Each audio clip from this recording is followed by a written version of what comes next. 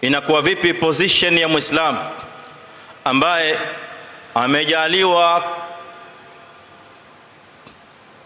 kwa hukumu ya Allah subhanahu wa ta'ala na qadari yake kwamba yoishi katika nchi na nidhamu kama hizi.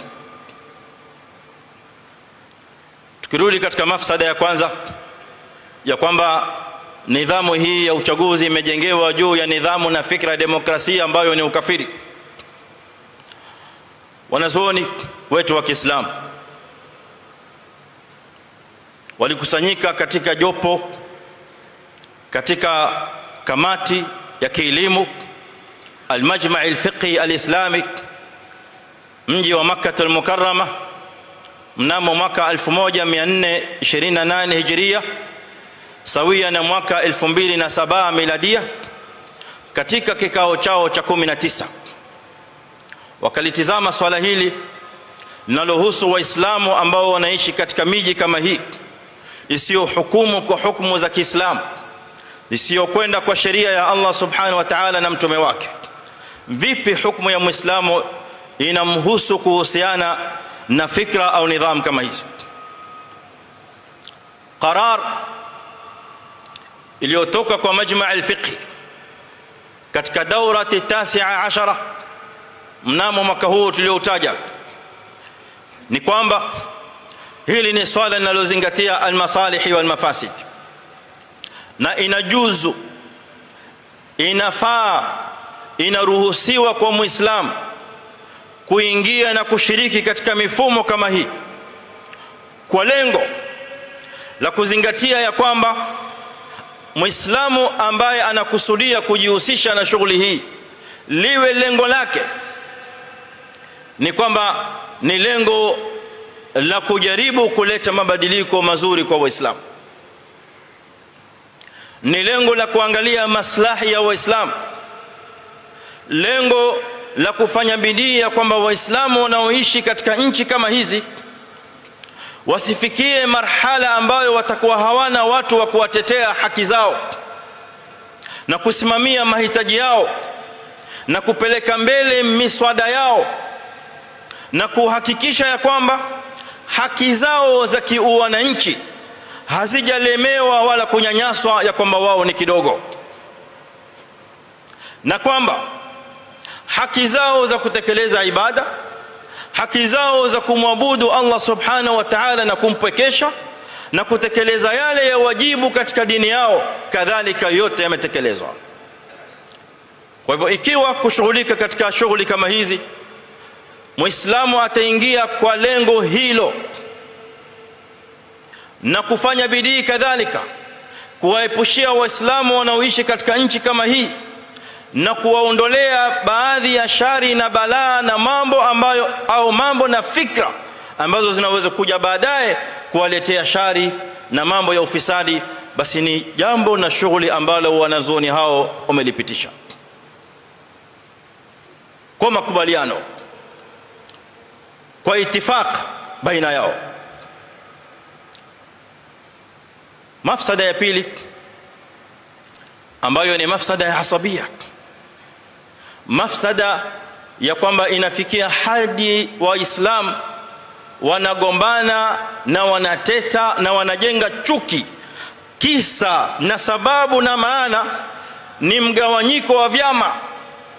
Kisa ni kwamba Muislamu huyu yuko katika chama alif, mwingine yuko katika chama ba.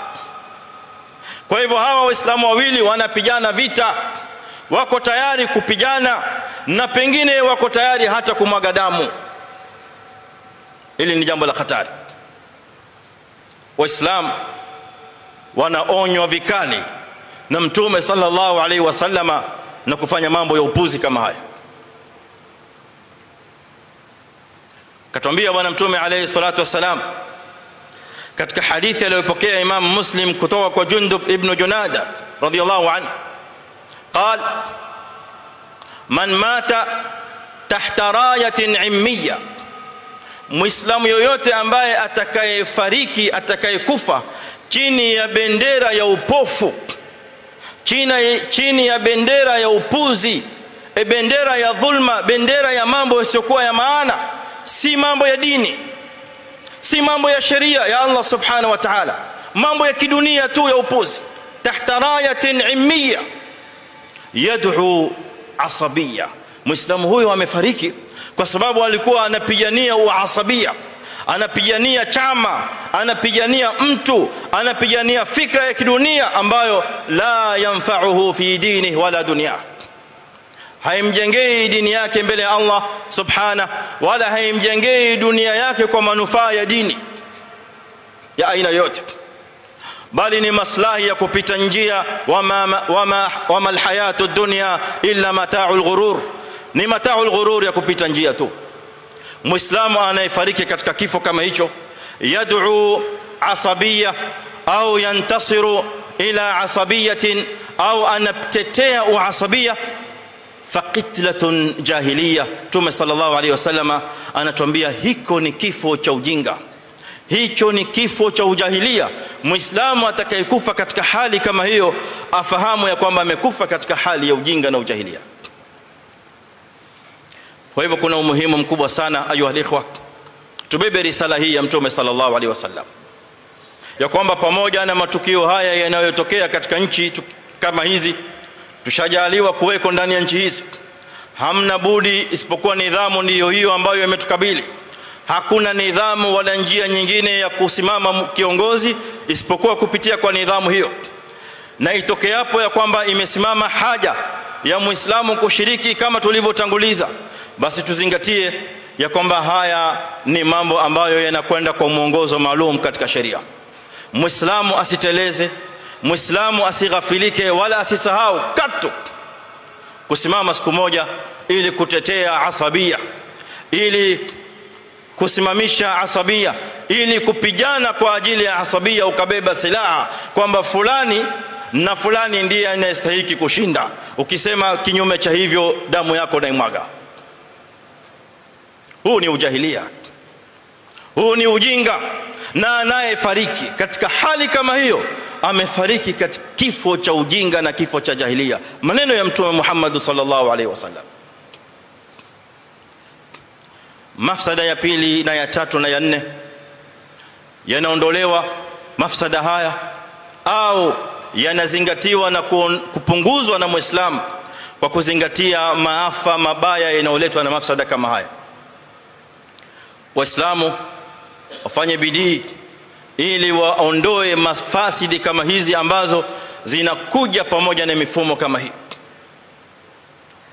Min idha'ati al-amwal, kufuja mali, kufuja wakati, hatkul as-sitr, idha'atu al-hijab, kupoteza hijabu wanawake wa Kiislamu, al-ikhtilat ghair al-mubarrar al-muharram, ikhtilati ambayo ni haram, haina sababu yoyote, wa min ghairi hajiz wa min ghairi dhawabit, ambazo haina dhawabit yoyote ya kisheria. Ni Waislamu wazingatie masaili kama haya, waelezane, wapeane mawaidha, wapeane nasaha ili mafasidi kama haya yaondoke. Na mwishowe, Muislamu anayependelea kushiriki katika shughuli kama hizi kwa mtazamo ambao tumeutaja wa wanazuoni, ni azingatie vyema ya kwamba Allah subhanahu wa ta'ala amempa akili na fahamu. Allah azza wa jalla amekupa neema ya akili. Neema hiyo ya akili haitakuwa ni sawa kwa wewe Muislamu kwenda kuipeleka au kuipoteza neema hiyo kwa ajili ya senti kidogo za duniani, kwa ajili ya maslahi ya upuzi ya kupita njia, ukapoteza hadhi yako na haki yako ya kumchagua yule umtakaye ambayo ni amana na masulia, yule aliyesimama kusema au yule aliyesimama kutangaza na kujigamba ya kwamba jamani mimi ndiye ninastahiki, anatangaza amana mbele ya Allah subhanahu wa ta'ala na masulia. Yusal يوم القيامه amama Allah azza wa jalla, ahadi zile zote kama ni Muislamu amezitoa, yusal amama Allah, wakadhalik ghayru. Mtoa ahadi fulani, ahadi fulani, ahadi fulani, ni ahadi za kufurahisha watu, ni ahadi za kuwafanya watu wakushangilie na ushabiki, au ni ahadi za kumpa Allah subhanahu wa ta'ala za ukweli ya kwamba mimi kiuhakika nitatekeleza haya ambayo tumeyasema.